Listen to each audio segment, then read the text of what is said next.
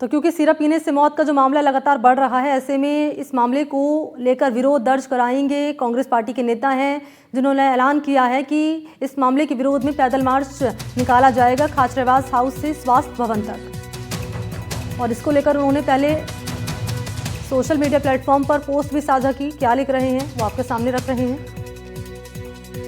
लिख रहे हैं, सरकार जो है, सरकार के लिए मौत का कोई मूल्य नहीं है, गूंगी बहरी सरकार है ये। और क्योंकि लगातार जो संख्या है वो बढ़ती जा रही है, ऐसे में इस मामले को लेकर पैदल मार्च निकाली जाएगा खाचरेवास हाउस से स्वास्थ्य भवन तक।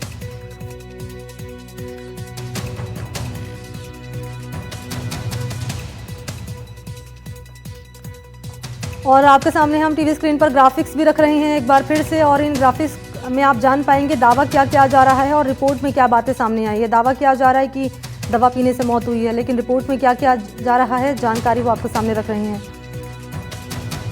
क्यों केंद्र पर केवल पीसीएम ही दी गई है। भरतपुर सीकर में बच्चे की मौत हुई है। रिपोर्ट में क्या लिखा है, केवल बल्कि परिजनों ने बिना परामर्श के दवाई दी थी। डॉक्टर्स ने प्रतिबंधित सिरप नहीं लिखा, बल्कि परिजनों ने बिना परामर्श के दवाई दी थी। चिकित्सकों ने प्रतिबंधित सिरप नहीं लिखा, ये रिपोर्ट में दावा किया जा रहा है।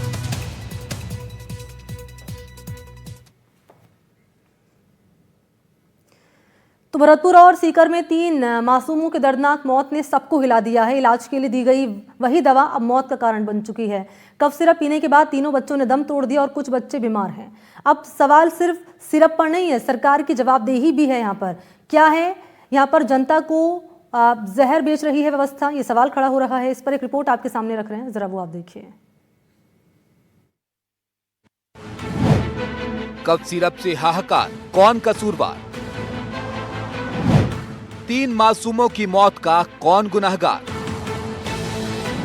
प्रदेश में फ्री में बंट रहा मौत का सिरप। हमने निष्पक्ष होकर इसकी पूरी जांच की। इसके अंदर कोई ऐसी पदार्थ नहीं पाई गई जो जानलेवा हो। क्या सरकार बेच रही सिरप वाला जहर? नहीं थम रहा कफ सिरप का कहर। कल हमें मालूम पड़ गया था कि ये दवाइयों की वजह से डेथ नहीं हुई। सरकार की इसके अंदर कोई भी ना तो लापरवाही हुई है, ना इसके अंदर कोई दवाई के अंदर कोई आपका एडल्ट्रेशन या कोई ऐसा हुआ है। अब तक 35 मासूम हो चुके हैं बीमार। कौन जिम्मेदार, सिरप या सरकार? हमें कोई खांसी की दवाई प्रिस्क्राइब करी जाती है, वही दवाई 2 साल के बच्चे को जिसको खांसी को अगर हम जाके दे देते हैं उसका तो ऑब्वियसली हानिकारक इफेक्ट होगा। आप अपने बच्चों को जो कफ सिरप दे रहे हैं, क्या वो जानलेवा हो सकता है? जी हाँ, राजस्थान में डेक्स्ट्रोमेथोर्फेन हाइड्रोब्रोमाइड सिरप के कहर से अब तक 3 बच्चों की मौत हो चुकी है। कफ सिरप का कहर थम नहीं रहा। भरतपुर में 2 और सीकर में 1 बच्चे की मौत कफ सिरप पीने के बाद हो गई। बच्चों की मौत कैसे हुई डॉक्टर नहीं बता पा रहे, लेकिन सरकार का तर्क सुन लीजिए।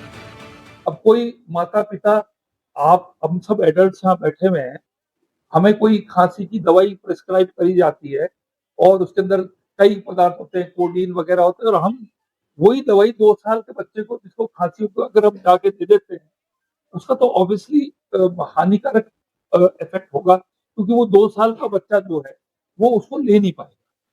हमने अभी नई पॉलिसी निकाली है कि जितनी भी दवाइयां हैं उसके ऊपर जो गर्भवती लेडीज है, छोटे बच्चों के लिए है, हमने उसके अंदर एक बहुत ही स्पेशल हमने इसके अंदर प्रिकॉशन रखा। सुना आपने, सरकार कह रही है लापरवाही बच्चों के माता पिता की है, चिकित्सकों की नहीं। सरकार की तरफ से कोई लापरवाही नहीं हुई है, न ही दवा में कोई कमी पाई गई है।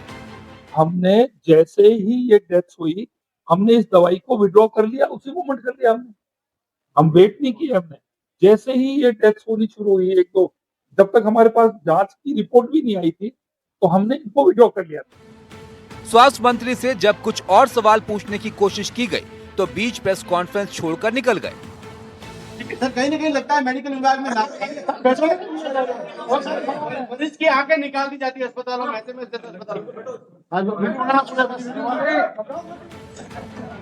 हट जाओ। मतलब साफ है, तीनों ही बच्चों की मौत दवा से नहीं हुई, परिजनों की लापरवाही से हुई।